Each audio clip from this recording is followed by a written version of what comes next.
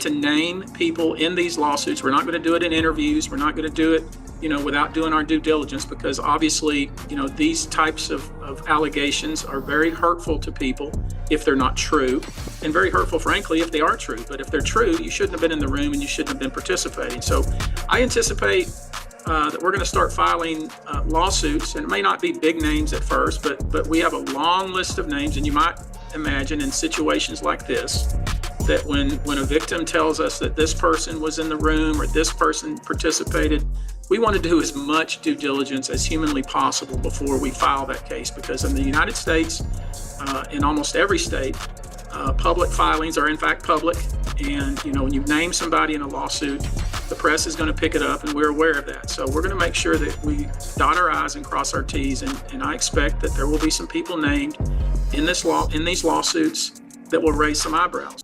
The abuse Aaron Carter endured throughout his life while working in the music industry is unfortunately part of a broader, troubling pattern experienced by other child celebrities. There has long been a disturbing culture of exploitation in Hollywood, with Aaron Carter and Justin Bieber being just a few names linked to such experiences. Like Aaron, Justin Bieber faced challenges with substance use and mental health issues, and the similarities in their struggles suggest they may have endured similar traumatic experiences during their early years in the industry. He took Justin Bieber there. Diddy had been trying to get to Bieber for a minute, and his management was backing him off. But it wasn't until Usher took over management and had guardianship and gave temporary guardianship to the diddler for 48 hours. Think about that. He had already been to the hospital. That situation that Gene was talking about. And you still took Bieber there. But you got custody of him first. Diddy had already tried. They wouldn't let him. Actually, someone made reference to the fact that Diddy trying to get at Bieber the way he was trying to get at Bieber was looking a little predatory. And then Usher came in and discovered it and made. Jaguar claims that the situation Gene was referring to highlights the troubling actions involving Diddy and Justin Bieber. She mentions that Diddy had already attempted to take Bieber under his control, but Usher intervened, taking charge of Bieber's management and promising to look after him. According to Jaguar, Diddy's behavior in trying to manage Bieber came across as predatory. Usher's involvement, she argues, was a much-needed rescue for Bieber, suggesting that Diddy's intentions were questionable and raising concerns about his actions. Managed him and got custody of him and promised to look after him, and then he sent him to the diddler. Does that sound like a good guy? It's horrible. Does that sound like a good guy? Now that we know what Diddy's really like, what kind of fool do you gotta be to take another boy, another talented boy, and put him in your place so it ain't gotta be you no more?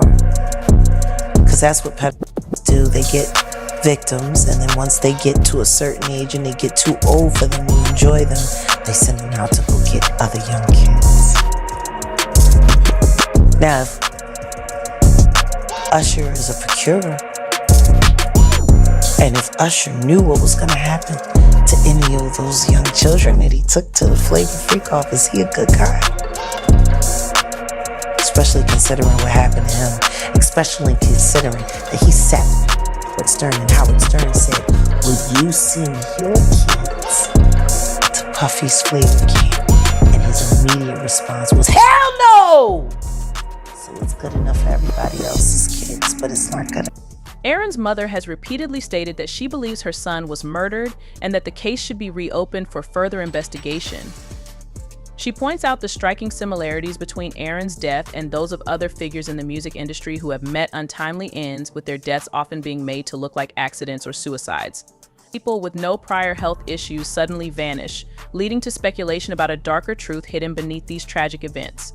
This unsettling pattern is expected to be exposed soon, especially with the recent developments surrounding Diddy and his alleged involvement with co-conspirators. And in the report, didn't it say she had blood on the pillow? And bruises or something like that. The case needs to be reopened, man. The case really needs to be reopened. Because if that girl was there and she said that Kim was all right, what happened from 8 to 11? And why did all Kim's stuff come up missing? I ain't know any of that, man. I never heard of that. So when they found her, she had bruises and a lot of her stuff was missing? Bro, it's a lot of suspect things going on. First and foremost, in our day and time,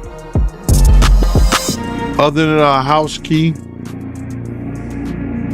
a woman gonna keep her phone, you know, she got a lot of different purses, but everybody always grab their phone. Why come right till today, right now, nobody knows what Kim Porter's phone is? And they know they had. Gene Deal sheds light on the mysterious circumstances surrounding Kim Porter's death, raising several questions. He notes that when Kim was found, she had bruises and many of her belongings were missing. Gene points out that these details seem suspicious, particularly the absence of items that one would typically keep, like a phone and a house key. He questions why Kim's phone was not found and why, even to this day, no one seems to know the full truth about what happened. These inconsistencies have sparked further speculation about the true nature of her death. Gene Deal also emphasizes that, as an investigator, he doesn't believe that someone with Kim Porter's financial status would simply lie in a house and die from pneumonia without any medical attention or oversight. He suggests that her death seems suspicious and might involve foul play, pointing out the inconsistencies and lack of medical involvement that raise serious questions about the circumstances surrounding her passing. Without a doctor or some kind of medical person responsible. So I think it may have been some, I guess, foul play. But we need to get what the fire department, what the coroners, what the pathologists, and everybody, you know, say. So you feel like she was murdered? I feel that it was some foul play in her death. A lot of foul play. Why would you take somebody's phone? Why would you take somebody's tablet or her computer? It was some foul play. Why is there blood on her sheets? Why is things are happening that nobody spoke on? Why is that a person can say that? Gene Deal further asserts that there was a lot of foul play involved in Kim Porter's death. He questions why someone would take her phone, tablet, or computer and why there was blood on the sheets, raising even more concerns about the circumstances of her death.